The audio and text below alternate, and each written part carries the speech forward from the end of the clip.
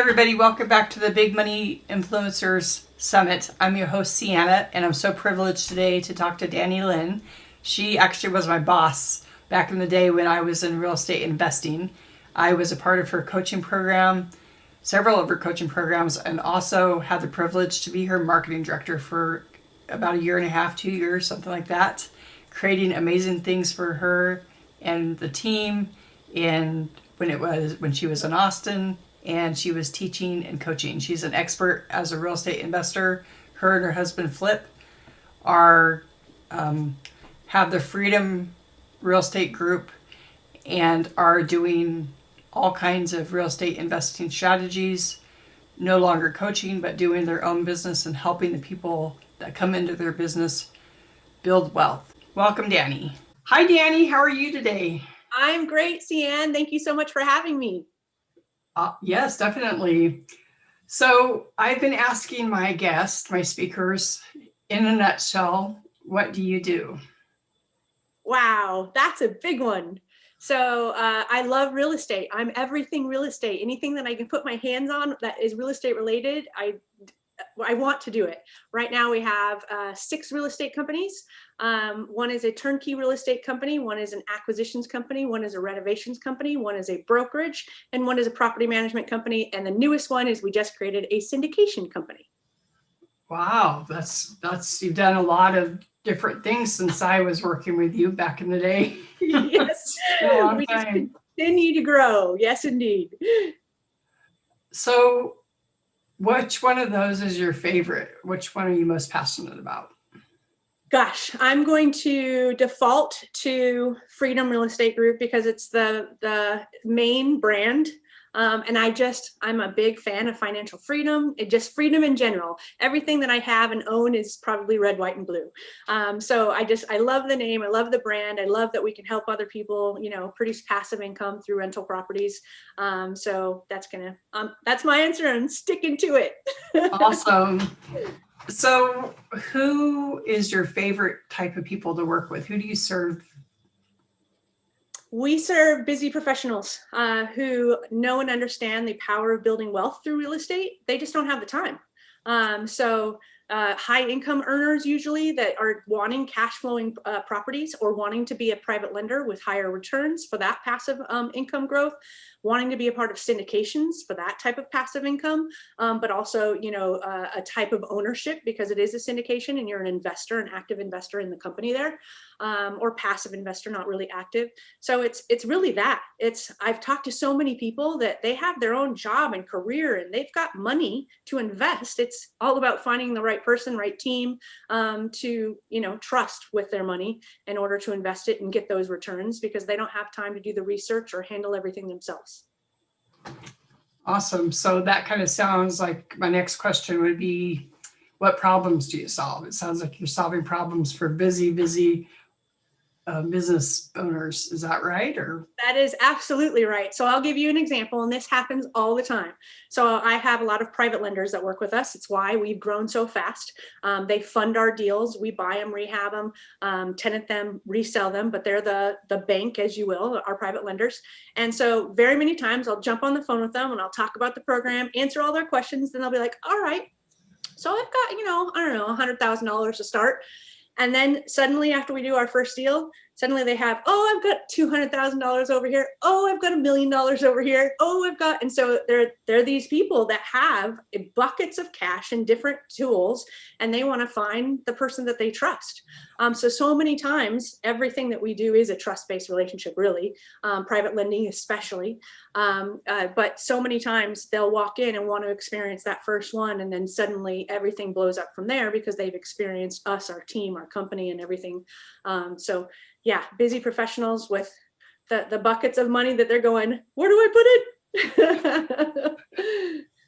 That's a fun niche to serve, fun group of people to serve. We got the money and they don't have the time they need help. That's amazing. So you mentioned syndication. What does that mean? So syndications are when the SEC gets involved, where we're pooling people's money together to buy a larger project. So right now we have a 384 unit building in Daytona Beach, Florida, that we're processing through a syndication. There's different types of syndications. This kind of gets a little mumbo jumbo, if you will, but there's like 506B where you don't have to be accredited necessarily. There's 506Cs where you have to be accredited, but ultimately you are going to invest and be a part of the company that owns that property. And there's different returns that you're going to get as a result of that. And sometimes, a lot higher returns, but you're pooling your money with other people. It is SEC regulated. There's, documents, PPM, subscription agreements, things like that. And sometimes there's a minimum, but it just allows you to swing up. So that Daytona Beach building is 384 units, institutional grade apartments. We're working with an operator that's been in business for 40 years. It's combined, it's 12% returns, and you're getting the tax benefits, with it, because you're part of the ownership team.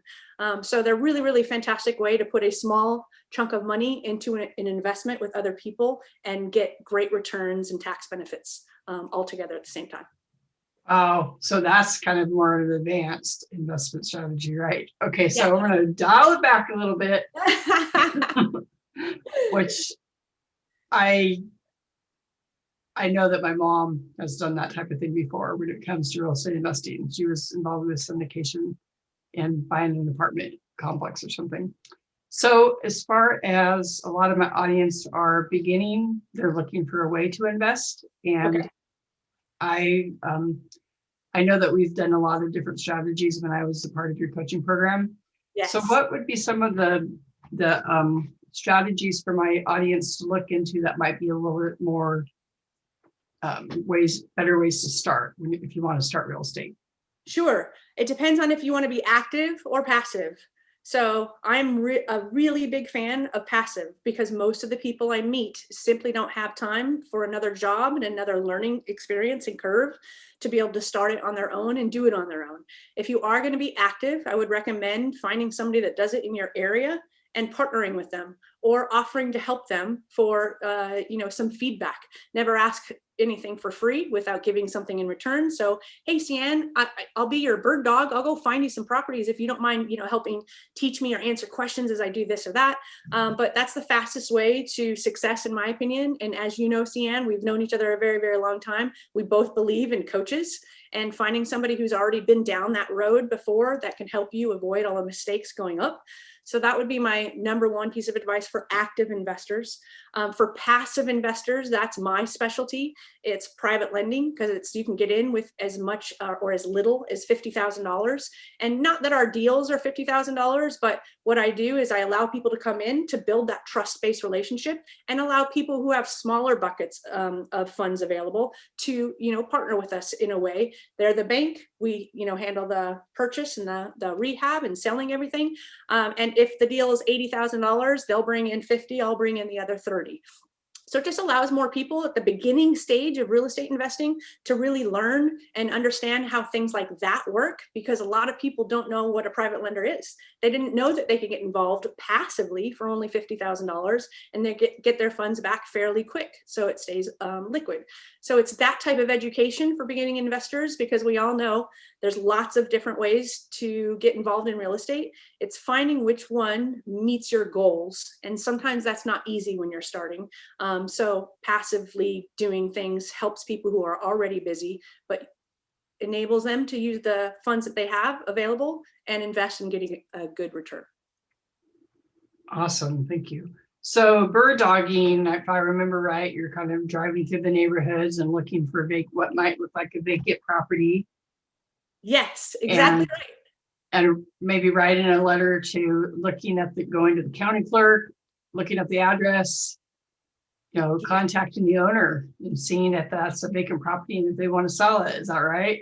That's exactly right. Yes, you can do that. Lots of people don't want to do that extra work. So that's a way to find properties that maybe other people, they're not calling those sellers. So you might be the only person talking to that seller. And so if you're willing to go drive, when we were in Arizona, Flip, my husband would go driving for an hour and he would come back with 50 to 100 properties. It does not take very much time to get a very big list. And then you start looking up all the details. You can do one-off skip trace searches. You can hire companies who will skip trace and find phone numbers, lots of different ways. And then you just start dialing or mailing or whatever it is. Obviously, people who are starting out, anything that you can do that involves time versus money is usually the way to go, because a lot of people starting out don't have the extra cash. And I'm hiring someone. He's going to start probably in a couple weeks. And he said, I tried it on my own, Dani. 90 days. I gave myself 90 days and I got a zip. And he said, I spent a lot of money on marketing. I spent a lot of money on, different types of things. He said, I'm ready to just join your team. I just had to try it all by myself. And I totally get that. And I love that he had that dedication and determination to go ahead and try it. But I will tell you that even our story, I think it took us about 6 months to get that first deal. And I hear that over and over. So it's knowing the expectations of getting there and the amount of work that you have to do, because he was doing it full time for 90 days. It's understanding all those variables. So sometimes saving your money and doing the hard work is better because you have less competition. Right. So what about wholesaling? Is that still a good way to get in? Yeah, absolutely. So if you're going to bird dog, maybe you're not trying to work with somebody, so you're not bird dogging for somebody else. You could do either. You could bird dog for somebody else. So let's just say, Ceanne, I met you in your local area. I said, hey, I'd love to go find properties and then hand them off to you because I don't know how to do this yet. So I'm going to give you the lead and you're going to help teach me because I would like to wholesale deals to you in the future. And then if you ended up, you could pay me a marketing fee. You can pay me $1 per hour. Depending on the state, you can pay per deal, but the laws are different for each state. So look that up before you offer to do something like that. But then let's just say we didn't meet and I decided I was going to do it on my own. Well, I'm still going to go out there and drive for dollars, find those vacant properties. And then I'm going to do the skip tracing. I'm going to do the marketing, whatever it is to be able to contact that seller. If I get it under contract, I know you, Ceanne, I've been to the real estate investing network, in this particular area. So I know who the buyers are. So I'm going to take that property that I got under contract and I'm going to call you and I'm going to say, hey, I just got 123 Main Street under contract for $15,000. My estimated rehab is 20,000, but I'm really new at this, Ceanne. So I'm not sure if that's even correct. And I kind of think the ARV is $80,000. Do you want to double check the numbers? You want to come see the house? And I just have that conversation, and I have that conversation with as many people as possible so I can start learning who's buying what. That sounds amazing. So let me change the subject a little bit. I've been asking my speakers, what does wealth mean to you? Freedom to do what you want when you want. I do not believe in having $1 million sitting in the bank. I believe in passive income, hassle-free passive income as much as possible, where there's just money coming into my mailbox every single day that's giving me the quality of life that I want to live and no stress about the bills. Having money in the bank is great, but knowing that cash flow is coming in, whether it's from private money or if it's from rentals or whatever it is that you're investing in, having that passive income, I think, is what really truly gives all of us freedom. Because if you're wholesaling or if you're flipping deals, that means you're actively going after income. So you have to wholesale another deal, you have to flip another deal to get your next check. Whereas there's passive ways where you can have checks coming in every single month. And that's where I believe wealth lies.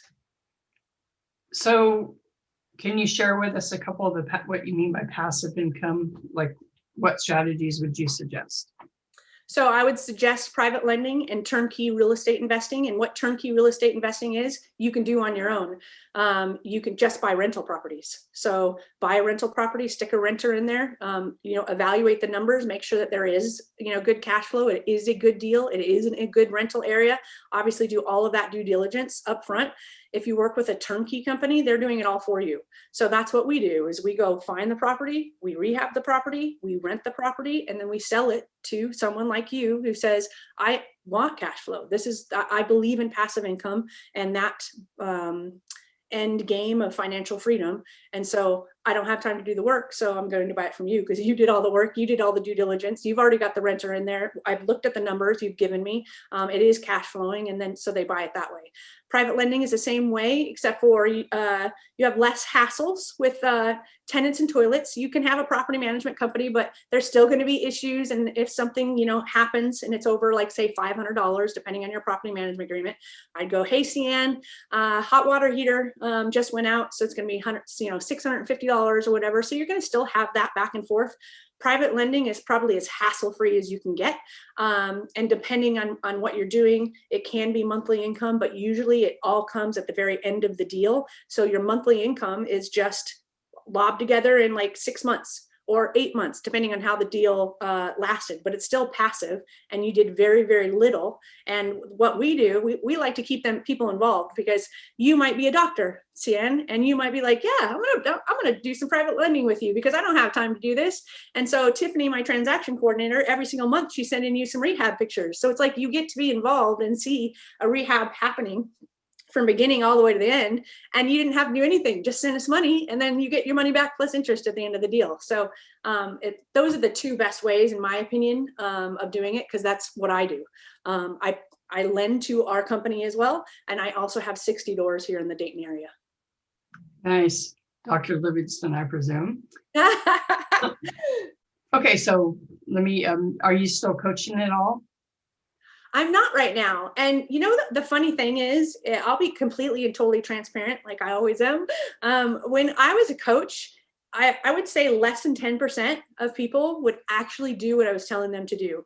I know what it takes to get you from beginning all the way to where I am today, because I've been there and I've had to struggle all the way through it. However, it's hard work. And it's a lot of work. And a lot of people want to pay money for a coach to tell them what to do. But when it comes to actually making the effort, that's where it becomes too hard at some point, or they think that they're going to be able to do it and ultimately never start. So the result of seeing that left me unfulfilled. And I was just like, I don't want people paying me money to not take action, because it doesn't feel good on my end. And I'm taking people's money and they did nothing. And they didn't achieve what they wanted to achieve. So I am blinders on and I'm just doing my own thing. Yeah, I know it's a big issue when it comes to, I've been to a lot of conferences and seen a lot of people get real estate education, and they get education, but the lack of the action, it's just like we're stopped by the mindset. Is such a powerful, so many blocks. I remember now what I was going to ask you. Do you have to have a license or anything like a real estate realtor license or anything like this to do investing? You do not. So it's always nice, as you know, to have that realtor license, because you can access the MLS. You can also be talking to an investor. Let's just say Ceanne's selling her home, and so I'm sitting at the kitchen table with her. I'm talking about buying it as an investor, because that's always what I want to do first. I want to buy the house. But perhaps, Ceanne, you want too much money for me to be able to pay and still make a profit. So if I'm licensed, I get to say, well, I'd love to list your property and you can keep my cash offer as a backup. So if at any point in time during our listing, you decide, you know what, I'm tired of these showings, I'm tired of these people, coming through my house all the time and kicking me out, I'm just going to sell it to you. And then you use the cash offer as a backup. So it's always nice to have your license, because it opens you up. There's also a con to it, because you have to disclose you're a realtor. Or licensed agent, depends on if you're a part of the National Association of Realtors as to what you call yourself. But you have to disclose that in your marketing and when you're with somebody. So one of the first things I have to say is, Ceanne, I wanted to let you know that I am a licensed realtor. I'm also an investor. I'm here because I'm an investor, not to list your house. I want to buy your house. So I've now disclosed it and set expectations that I am here to give a cash offer. But now they know that I'm licensed too. And so I have that exit strategy at the end, in case the numbers don't work. So it's really nice to have both in there. I prefer what Flip and I have done is he's licensed and I'm not. So if I'm marketing, I don't have to disclose anything because I'm not licensed. Nice. He has access to the MLS. He can list properties. He can be the realtor when we're buying properties off the MLS. So it was a nice give and take. That's cool. I love that. So one other thing is how can people find you if they want to partner with you in any type of the investing that you do? Not coaching, but investing. How do people find you? Sure. Just go to freedomrealestategroup.com. We are working on building out links on that website to all the rest of our companies. But that right there is kind of our main hub, and you can reach us there. You've got our contact information by phone, email, or a web form. Wonderful. Thank you so much, Dani, for being with me today. I appreciate it. Absolutely. It's my pleasure. Thank you for having me, Ceanne. Yes. Have a great day. You too. Bye.